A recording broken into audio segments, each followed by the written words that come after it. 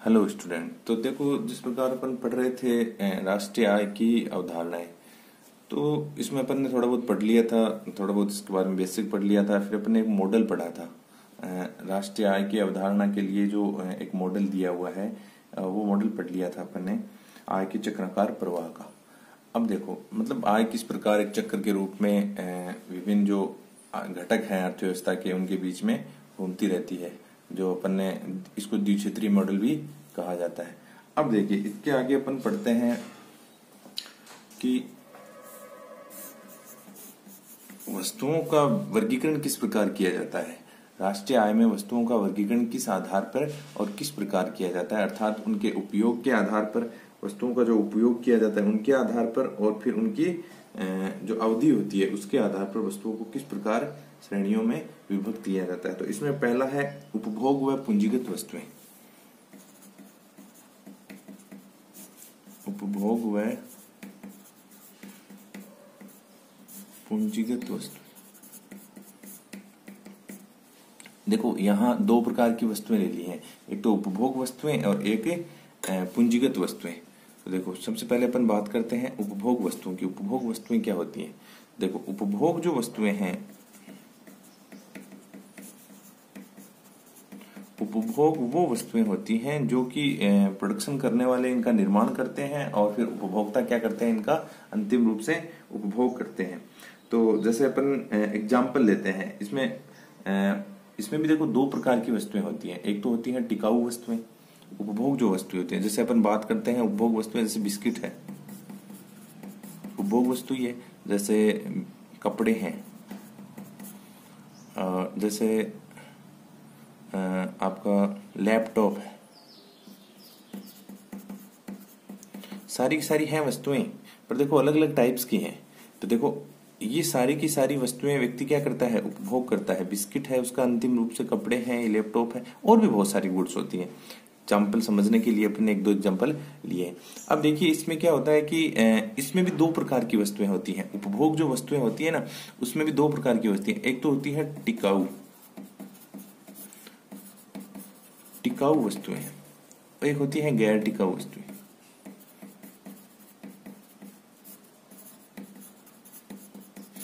पहले तो टिकाऊ वस्तुएं। देखो, टिकाऊ वस्तुएं क्या होती हैं? टिकाऊ वस्तुएं वे वस्तुएं होती हैं जिनका जो कंजप्शन टाइम है वो लंबे समय तक होता है।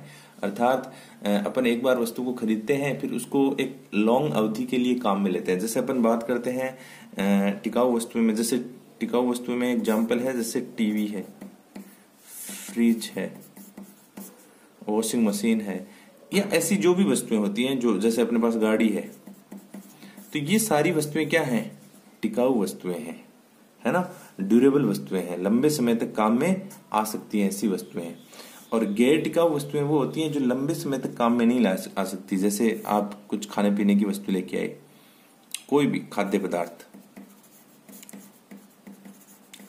ऐसे नहीं है कि 5 साल तक आप उसी को काम में ले रहे हो। जैसे गाड़ी है, जैसे टीवी है, वो आप एक लंबे समय तक, एक लॉन्ग अवधि तक क्या कर सकते हो, काम में ले सकते हो। तो खाद्य पदार्थ हैं, और भी जैसे कपड़े वगैरह हैं, तो ये लॉन्ग अवधि के लिए काम में नहीं आते। एक बहुत ज्यादा इतना ज्यादा लंबा समय नहीं होता इनके उपभोग करने का, एक थोड़ा ही समय होता है। तो ये सारी की सारी वस्तुएं किस में आएंगी? गैर टिकाऊ वस्तुएं में। तो एक तो हो गया उपभोग के आधार पर वस्तुओं का वर्गीकरण, ठीक है। इसमें दो टाइप हो गए, टिकाऊ वस्तुएं और गैर टिकाऊ वस्तुएं। अब दूसरा है पूंजीगत वस्तुएं। देखो, इसी में ये तो उपभोग वाली में है, उपभोग कर रहे हैं ना, इन वस्तुओं का उपभोग कर रहे हैं। उपभोग में है दो टाइप, एक तो उपभोग में टिकाऊ उपभोग वस्तुएं होती हैं, और दूसरा होती है गैर टिकाऊ उपभोग वस्तुएं होती हैं। अब अपन सेकंड की बात करते हैं, पूंजीगत की।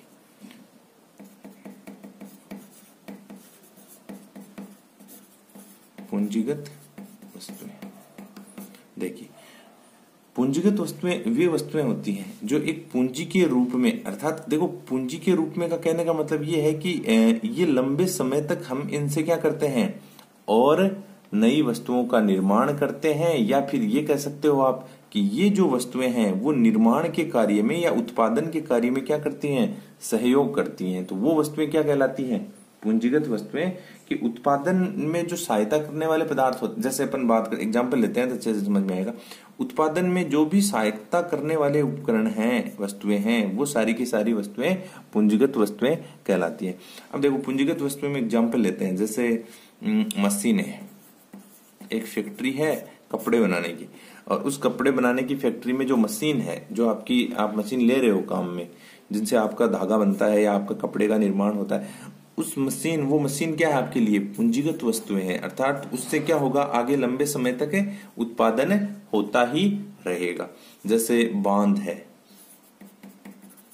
नहरें हैं,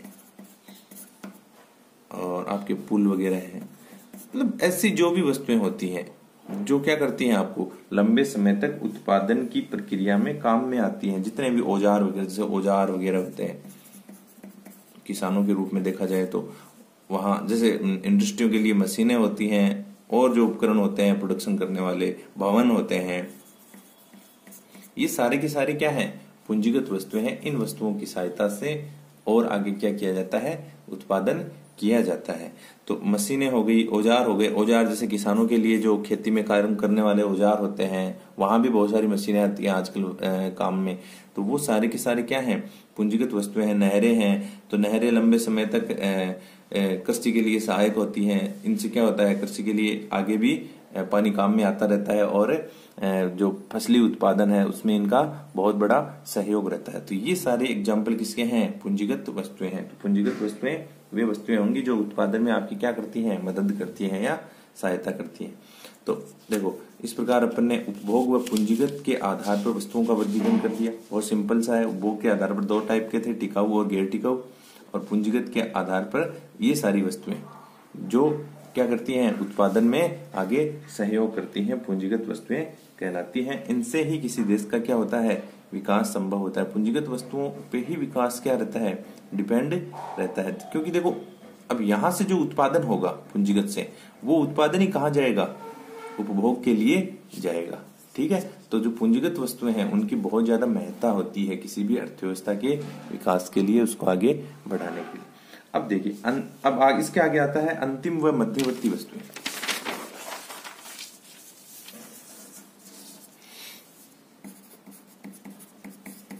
अंतिम व मध्यवर्ती वस्तुएं।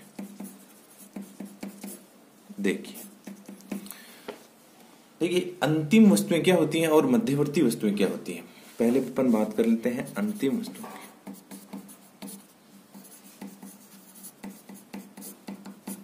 अंतिम वस्तुएं, अंतिम का मतलब यहाँ ये है कि जैसे उत्पादन की प्रक्रिया है उसमें वस्तुओं का निर्माण तो होता ही रहता है, परंतु अंतिम वस्तुओं से अपना अभिप्राय ये होगा कि जिस वस्तु को कोई भी कंज्यूमर क्या करता है? अंतिम रूप से उपभोग करता है या काम में लेता है, तो वो क्या होगी? वस्तु अंतिम वस्तु होगी। एग्जाम्पल लेंगे तो अच्छे से समझ में आ जाएगा। देखो, अंतिम वस्तुएं वे वस्तुएं हैं जो क्या करती हैं? जो एक उपभोक्ता अंतिम रूप से क्या करता है? काम में लेता है, तो वो वस्तुएं क्या कहलाती हैं? अंतिम वस्तुएं कहलाती हैं। अब देखो, अंतिम वस्तुएं यहाँ एक एग्जाम्पल है, जैसे बिस्किट है। तो बिस्किट क्या है? अब बिस्किट से आगे अगर वो कुछ और निर्माण नहीं करे, कोई उत्पादन नहीं करे, बिस्किट को अगर वो कंज्यूम करे, जैसे किसी ने बिस्किट खरीदा और उसको खा लिया, तो बिस्किट क्या हुआ? उसके लिए अंतिम वस्तु हो गया। अर्थात कहने का मतलब यही है कि कोई उपभोक्ता जब किसी वस्तु को अंतिम रूप से काम में ले लेता है या उसका उपभोग कर लेता है, तो वो वस्तु क्या कहलाती है? अंतिम वस्तु कहलाती है। जैसे बिस्किट हो गया, जैसे रोटी है, आपने वस्तु ली और उसको खा लिया, काम में ले लिया, तो रोटी क्या हो गई? अंतिम वस्तु हो गई। तो ये जितनी भी वस्तुएं हैं जिनको अंतिम रूप से, जैसे आपने कोई भी ऐसी वस्तु खरीदी, मोबाइल खरीदा और उसको काम में ले लिया, तो वो क्या है आपके लिए? अंतिम वस्तु। अगर उस मोबाइल को आप आगे काम में नहीं लेते हो, उससे आगे कुछ और नहीं बनाते हो, तो वो मोबाइल क्या है आपके लिए? अंतिम वस्तु है। ऐसे बहुत सारी जो वस्तुएं होती हैं, तो वो जिनका अंतिम रूप से क्या किया जाता है? उपभोग किया जाता है, तो वो सारी की सारी वस्तुएं क्या कहलाती हैं? अंतिम वस्तु कहलाती है। अब देखो, मध्यवर्ती आते ही आपके एकदम क्लियर हो जाएगा कि अंतिम वस्तुएं और मध्यवर्ती में डिफरेंस क्या है। बात करते हैं मध्यवर्ती। मध्यवर्ती वस्तुएं क्या होती हैं?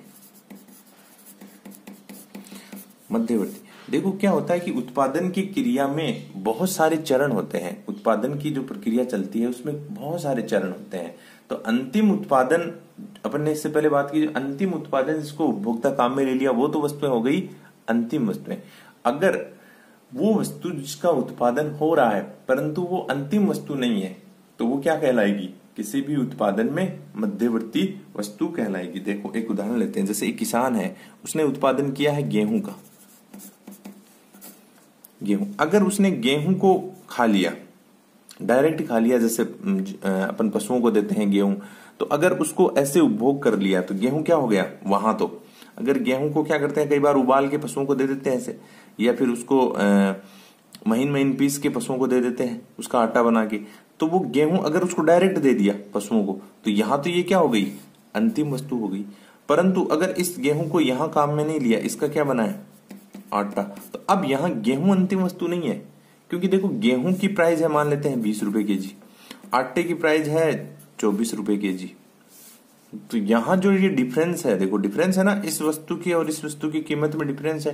तो यहां अंतिम वस्तु, अगर उसने गेहूं काम में नहीं लिया है, आटा काम में लिया, तो गेहूं क्या नहीं है? अंतिम वस्तु नहीं है।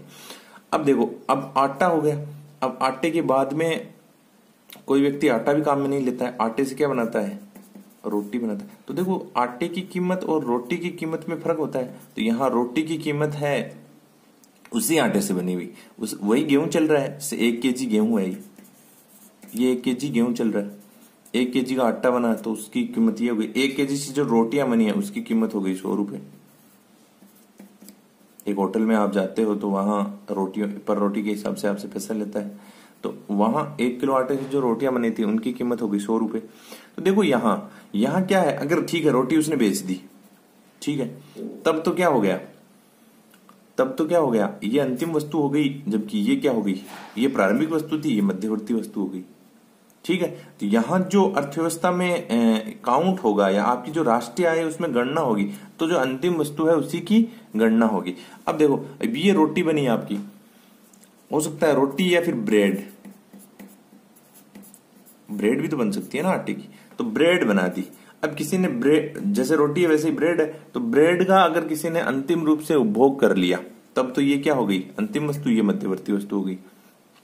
परंतु यहाँ ब्रेड को भी क्या नहीं किया, अंतिम रूप से उपभोग नहीं किया, किसी ने ब्रेड पकोड़ा बनाने वाले ने उस ब्रेड को उससे खरीद लिया, तो ये जो ब्रेड पकोड़े बनाने वाले ने ब्रेड खरीदी मान लेते हैं, अब ब्रेड से उसने बना दिया ब्रेड पकोड़ा। अब कीमत हो गई इनकी 500 रुपए। अब देखो वही सारी चीजें चल रही हैं, वही गेहूं चल रहा है स्टार्टिंग वाला ही, वही आटा है, उससे ब्रेड बनी, ब्रेड से ब्रेड पकोड़ा बना के फिर इसने ब्रेड पकोड़ा बना के बेच दिया। तो देखो ब्रेड है, आटा है, इनकी कीमत राष्ट्रीय आय में नहीं जोड़ी जाएगी। किसकी कीमत जोड़ी जाएगी? यहाँ अंतिम वस्तु की जो कीमत होगी वो ही राष्ट्रीय आय में गणना की जाएगी। तो ये इस प्रकार से मध्यवर्ती वस्तुएं, ये जो बीच में जितनी भी वस्तुएं, प्रक्रिया में जितनी भी वस्तुएं काम में आती हैं वो सारी की सारी मध्यवर्ती वस्तुएं कहलाती हैं। और अंतिम वस्तुओं के बारे में आप पहले पढ़ ही चुके हो। तो ये देखो अंतिम एवं मध्यवर्ती वस्तुओं में जो डिफरेंस था वो अपने समझ लिया है। देखो यहाँ कई बार अर्धनिर्मित वस्तुएं भी होती हैं, जैसे धागा है, भाई कपास है, कपास से धागा बनता है, फिर उसे कपड़े बनते हैं, तो कपास है, ऐसे बहुत सारे एग्जाम्पल होते हैं जिनमें क्या होता है कि उत्पादन की प्रक्रिया थोड़ी सी लंबी चलती है, वहां पे उत्पादन एकदम से नहीं होता है। कहने का मतलब ये नहीं है कि वही जो वस्तु जिसका उत्पादन हुआ है, आमतौर पे जो अपने कृषिगत पदार्थ होते हैं, जैसे अपन देखते हैं कि एक किसान है वो टमाटर बनाता है, टमाटर का उत्पादन करता है खेत में, वो टमाटर फिर बाजार, टमाटर की एक निश्चित कीमत है, फिर उस टमाटर से टमाटर केचप बनता है, टमाटर केचप। अब ये टमाटर केचप है, इसको भी अंतिम रूप से काम में नहीं लिया है, इसको वो क्या करते हैं, टमाटर केचप को मान लेते हैं जो आपके फास्ट फूड बनाने वाले हैं, उन्होंने इसको किसी और वस्तु में जैसे कुछ भी बनाया उन्होंने, तो मान लेते हैं उन्होंने अपन जो फास्ट फूड है चाउमीन बनाया, उस चाउमीन में क्या किया, इस टमाटर केचप का उपयोग किया। तो यहां देखो लास्ट में जो वस्तु है, उत्पादन कहां से स्टार्ट हुआ था, और देखो लास्ट में जो वस्तु है, तो ये बीच में जितने भी वस्तुएं होती हैं वो सारी की सारी उसके मध्यवर्ती के रूप में ही गिनी जाती हैं। और सबसे इंपॉर्टेंट जो बात है वो ये है कि इनकी गणना राष्ट्रीय आय में नहीं की जाती है, क्योंकि अगर इनकी भी गणना की जाएगी तो राष्ट्रीय आय में दोहरी गणना होने की संभावनाएं रहती है। कहने का मतलब है राष्ट्रीय आय में उसी वस्तु, जो अंतिम वस्तु होती है, उसी वस्तु की क्या की जाती है, गणना की जाती है, उसी को जोड़ा जाता है, काम में लिया जाता है। तो इस प्रकार अपन ने बात की मध्यवर्ती वस्तुओं के बारे में, अंतिम वस्तुओं के बारे में। तो इस प्रकार ये अपना क्या हो गया, क्लियर हो गया कि वस्तुएं किस प्रकार से जो आय का चक्राकार प्रवाह है उसमें जो वस्तुएं एवं सेवाएं होती है उनका प्रयोग किस प्रकार से अवधि के आधार पर और प्रयोग करने की विधि के आधार पर किस प्रकार से किया जाता है।